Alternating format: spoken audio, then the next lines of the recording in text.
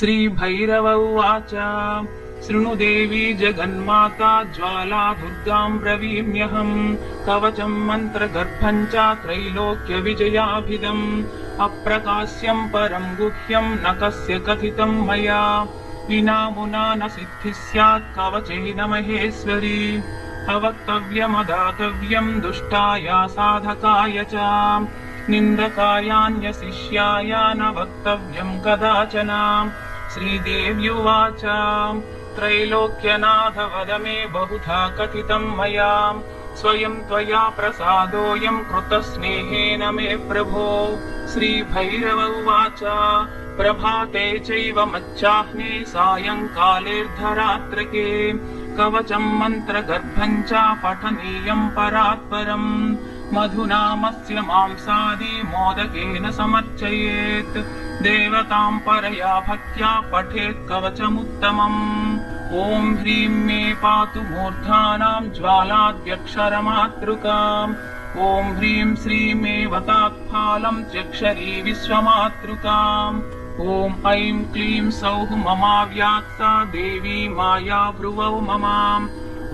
अं आं इं ईं सौः पायन्नेत्रे मे विश्वसुन्दरी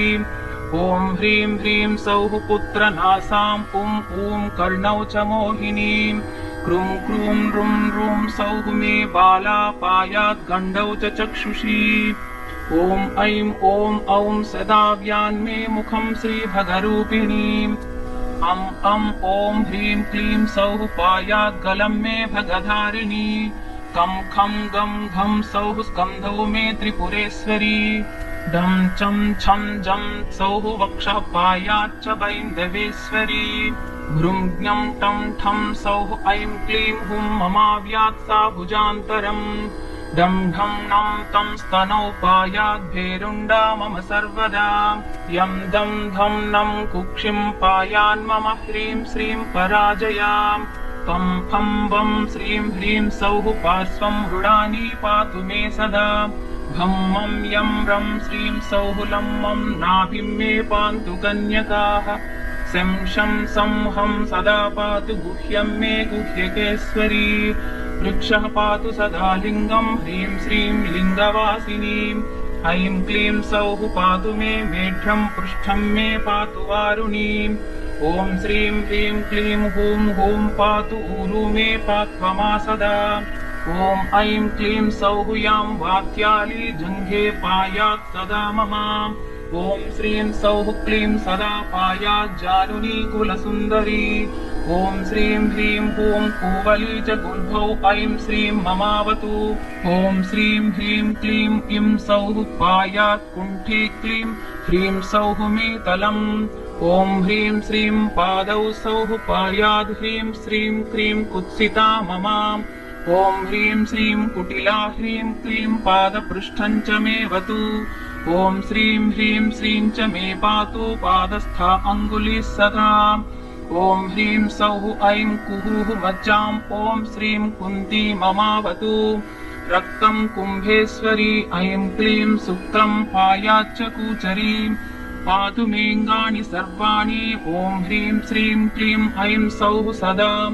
पादादिमूर्धपर्यन्तं ह्रीं क्लीं श्रीं कारुणी सदा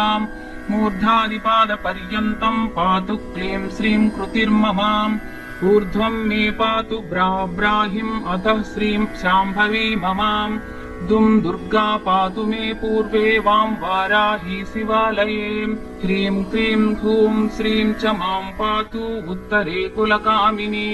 नारसिंही सौः ऐं क्लीं वायव्ये पातु मां सदा ॐ श्रीं क्री ऐं च कौमारी पश्चिमे मातु मां सदा ॐ ह्रीं श्रीं निरुतौ पातु मातङ्गी मां शुभङ्करी ॐ श्रीं ह्रीं क्लीं सदा पातु दक्षिणे भद्रकालिका ॐ श्रीं ऐं क्लीं सदा ज्ञेयामुग्रतारा तदावतु ॐ वं दशदिशो रक्षेन्मां ह्रीं दक्षिणकालिका सर्वकालं सदा पातु ऐं सौः त्रिपुरसुन्दरी मारी भये च दुर्भिक्षे पीडायां योगिनी भये ॐ ह्रीं श्रीं त्र्यक्षरी पातु देवी ज्वालामुखी मम इतीदं कवचं पुण्यं त्रिषु लोकेषु दुर्लभम् त्रैलोक्यविजयं नाम मन्त्रगर्भं महेश्वरी अस्य प्रसादादीसोऽहं भैरवाणां जगत्त्रये सृष्टिकर्तापहर्ता च पठनादस्य पार्वती कुङ्कुमेन लिखेद्भूर्जे आसवेन स्वरेतसा स्तम्भयेदखिलान् देवान् मोहयेदखिलाः प्रजाः मारयेदखिलान् शत्रून् वसयेदपि देवताः बाहौ धृत्वा चरेद्युद्धे शत्रून् जित्वा गृहं व्रजेत् पोते रणे विवादे च कारायां रोगपीडने ग्रहपीडादिकालेषु पठेत् सर्वं शमं व्रजेत् इतीदं कवचं देवी मन्त्रगर्भं सुरार्चितम् यस्य कस्य न दातव्यं विना शिष्याय पार्वती मासेनैकेन भवेत् सिद्धिर्देवानां या च दुर्लभा